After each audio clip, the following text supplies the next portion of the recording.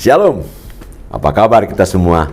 Semoga kita semua dalam keadaan sehat dan sejahtera. Saya berdoa buat kita semua. Haleluya, puji Tuhan. Jumpa lagi dengan saya pada hari ini. Kita akan membahas satu topik yang penting bagi kehidupan kita semua. Berjalan dengan kekuatan ilahi. Berjalan dengan kekuatan ilahi. Wow, haleluya, puji Tuhan. Kita semua tentu mau berjalan dengan kekuatan ilahi. Atau ada yang tidak butuh, merasa sudah kuat, mampu, dan punya andalan. Saya percaya kita semua mau berjalan dengan kekuatan ilahi. Firman Tuhan berkata dalam Roma 8 ayat 31b, jika Allah di pihak kita, siapa yang akan melawan kita? Tidak ada. Mungkinkah kita bisa berjalan dengan kekuatan ilahi? Atau pertanyaannya, bisakah kita berjalan dengan kekuatan ilahi? Untuk meyakinkan saudara, saya mau katakan sangat bisa, sangat mungkin. Kenapa? Karena kita punya Allah, yaitu Immanuel.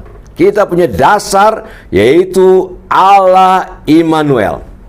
Matius 1 ayat 23. Sesungguhnya anak darah itu akan mengandung dan melahirkan seorang anak laki-laki, dan mereka akan menamakan dia Immanuel. Immanuel artinya Allah beserta kita. Malaikat menjelaskan pada Maria melalui ayat Matius 1 bahwa Maria mengandung dari Roh Kudus dan akan melahirkan seorang anak, yaitu Yesus. Karena Yesus Immanuel, maka dia akan menyertai kita. Jadi jangan andalkan kekuatanmu, kepandaianmu, hikmatmu, kekayaanmu, atau jabatanmu, sebab semuanya itu terbatas. Mari kita berjalan dengan kekuatan ilahi. Bagaimana caranya? Dengan Roh Kudus, melalui Roh Kudus.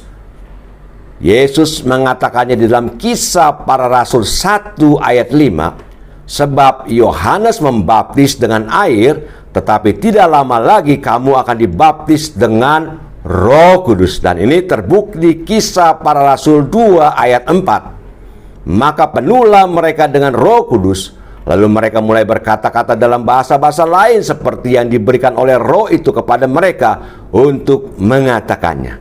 Roh Kudus adalah kekuatan ilahi yang menyertai hidup saudara.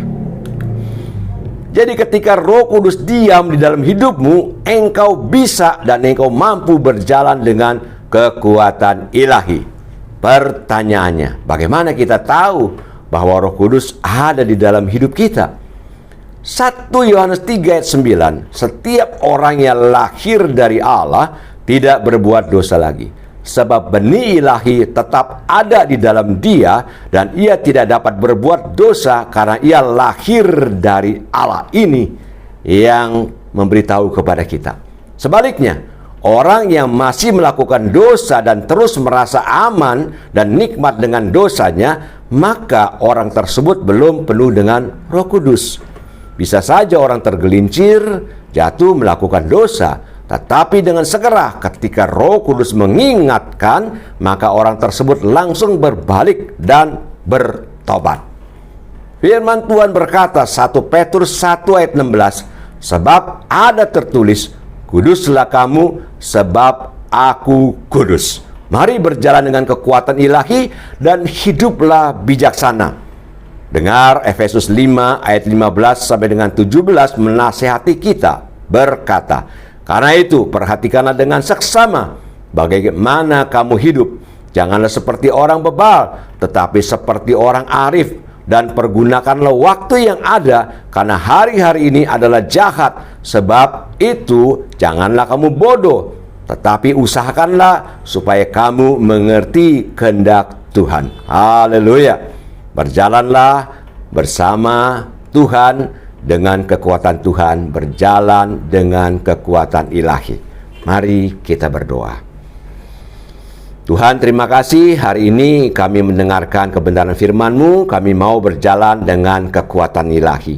Mampukan kami hidup kudus, sehingga kami mampu berjalan dengan kekuatan ilahi. Terima kasih Tuhan, dalam nama Tuhan Yesus kami sudah berdoa dan mengucap syukur. Haleluya. Amin. God bless you.